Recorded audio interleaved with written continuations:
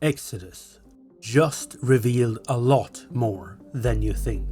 At first glance, this was simply a strong extended gameplay reveal, but the more you slow it down, the more interesting it becomes. Story, stealth, combat, companions, moral alignments, choices, consequences, and world building all started to connect into something that finally looks like a real sci-fi RPG. And that is the most important thing here. Exodus did not just show carefully curated footage. It showed structure. It showed systems beginning to connect.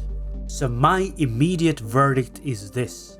This reveal exceeded my expectations. Not because every single thing looked perfect, and not because every question has now been answered. There are still things I want clarified, but the story was stronger than I expected. The gameplay loop was stronger than I expected, and most importantly, Exodus finally started looking like a real game, not just an ambitious sci-fi premise. That matters, because Exodus has always had interesting ideas. Time dilation, strange worlds, evolved humanity, awakened animals, powerful ancient technology, and a universe built around serious consequences. But ideas are not enough. A sci-fi RPG needs a loop. It needs missions, choices, companions, combat, exploration, consequences, and a world that gives all of those things meaning. And for the first time, this reveal made that loop visible. And that loop starts with Jun Aslan. The reveal frames Jun as a lowly salvager living on the outskirts of Leiden, far away from the power his family once had. He is not introduced as some polished, chosen hero already standing at the center of the universe. He begins at the edge of it, and I like that, because it gives Exodus a simple, grounded starting point before the game starts opening into stranger territory.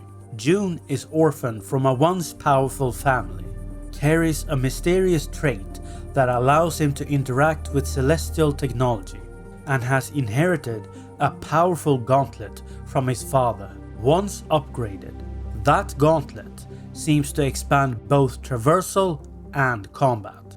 Not just a lore object, a tool that changes how you move, fight, and explore. Alongside him is Huston, his awakened wolf companion. And this was one of the quieter things I liked about the reveal. Huston does not feel like a gimmick animal companion. There seems to be an actual bond there, a friendship, a personality, a sense that this character has been beside Jun for a long time. From there, the loop starts to become clearer. You have Leiden as the starting world. You have Persepolis as the central hub between missions, shared by humans and Awakened. You have mission briefings, crew members, traversal, stealth, combat, companion abilities, dialogue choices, and consequences. That is the important part.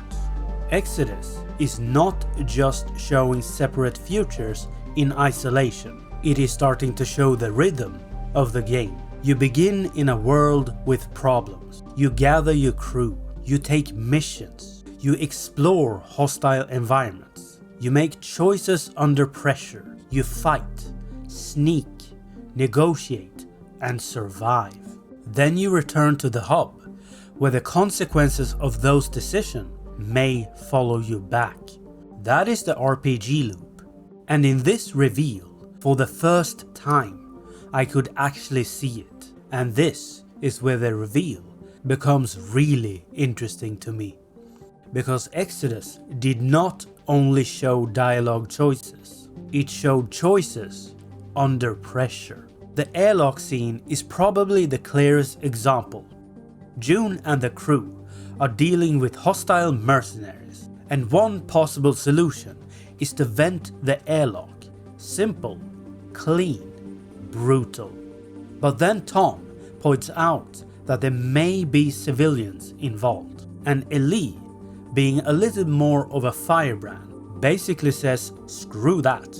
That is exactly the kind of tension I want from a crew-based RPG. Not just choose a nice answer or choose a mean answer. A real situation with incomplete information, danger, civilians possibly in the line of fire, and companions reacting based on who they are. That matters because choice is not only about what happens in the mission, it is also about what your crew sees you become. The reveal also shows approval and disapproval, which tells us companions are paying attention, and that is important, because if companions react to your decisions, then your choices are not just abstract morality points.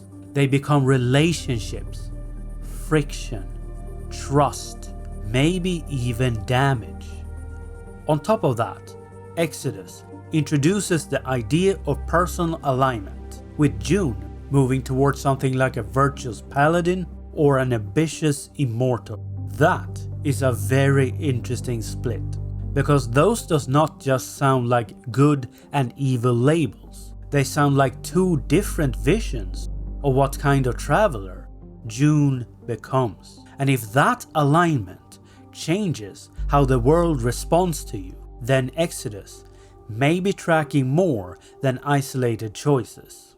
It may be tracking the shape of your character over time.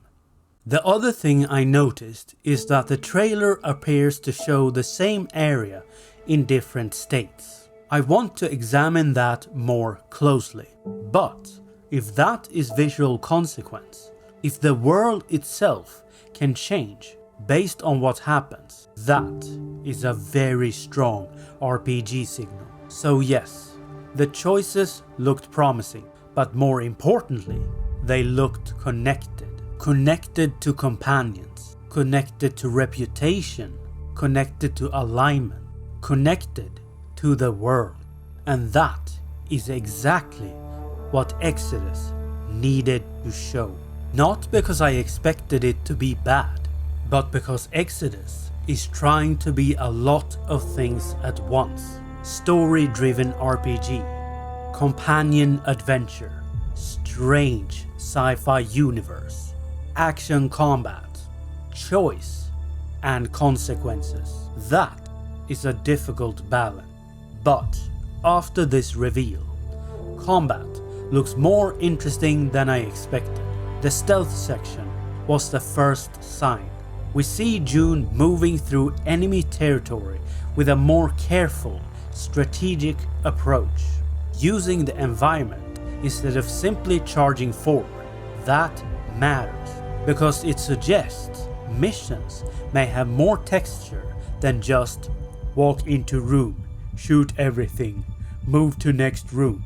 Then the ghost cannon boss fight pushes that further. This is where the combat started to look less like generic third-person shooting and more like an encounter built around reading the enemy, managing space, using cover, targeting weak spots, and bringing the right tools to the fight.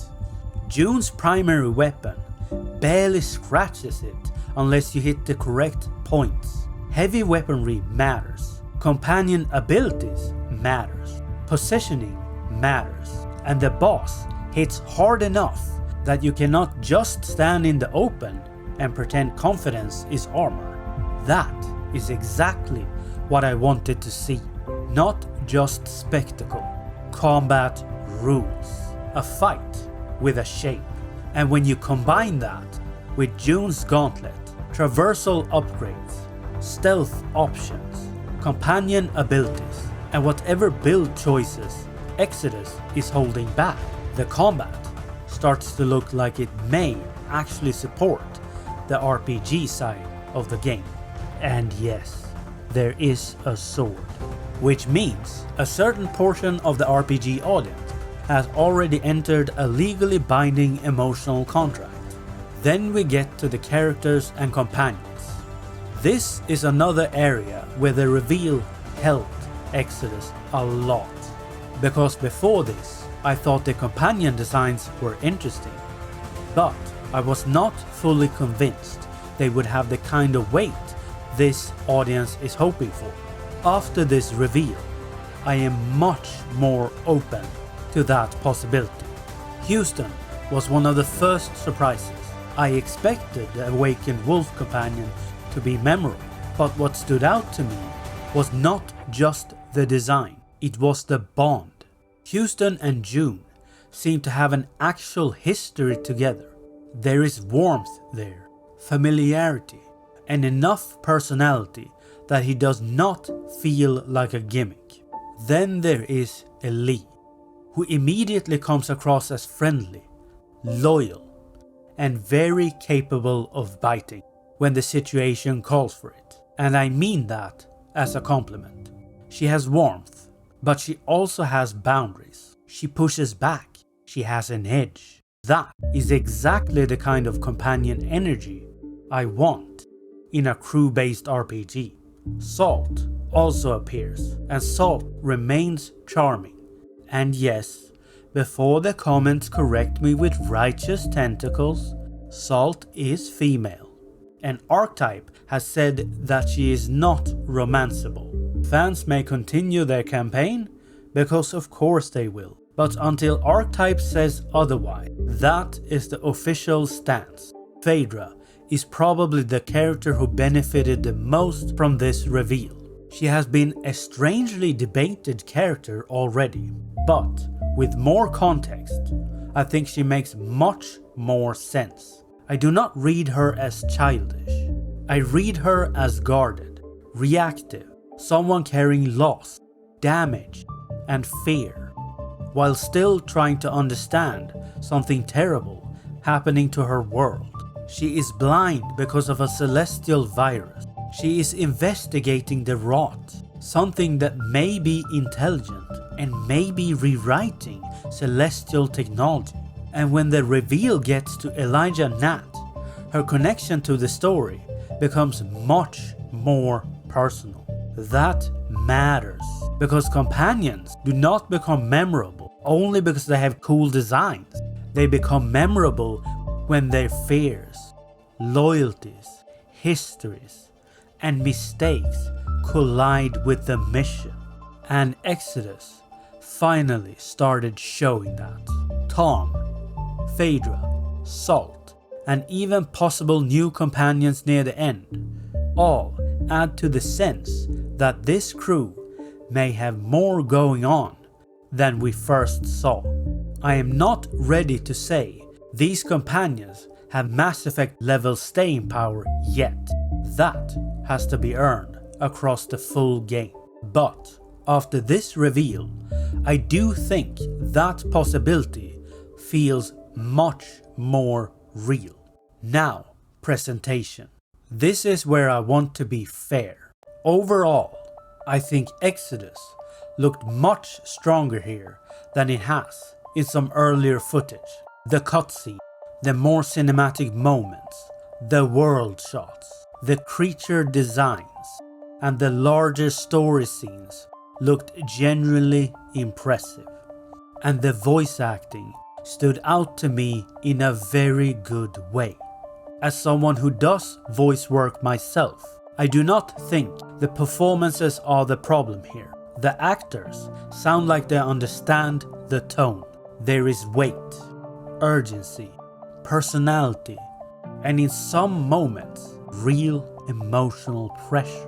Phaedra especially makes much more sense with context. I do not read her as childish. I read her as guarded, reactive, and carrying more damage than the earlier clips made clear. That being said, the presentation is not perfectly consistent yet. Some gameplay shots looks newer and much stronger, while others still have that slightly older work in progress feeling. The models and facial animations looks good most of the time, but not always at the same level.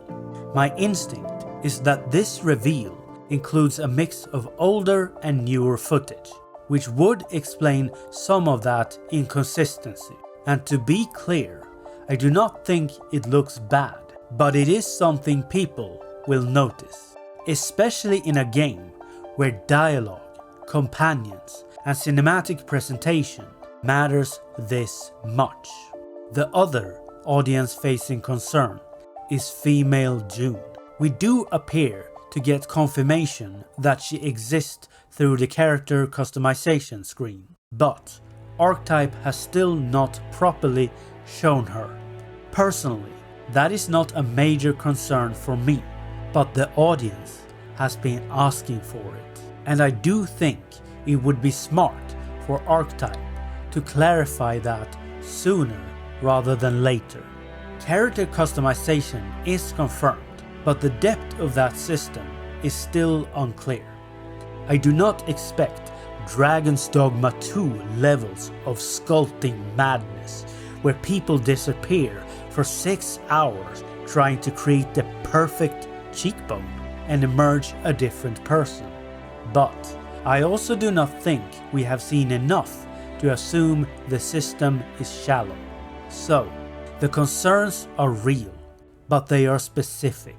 Animation consistency, Female Jun, customization depth, how far the choice systems really go. But that is also a good sign in its own way.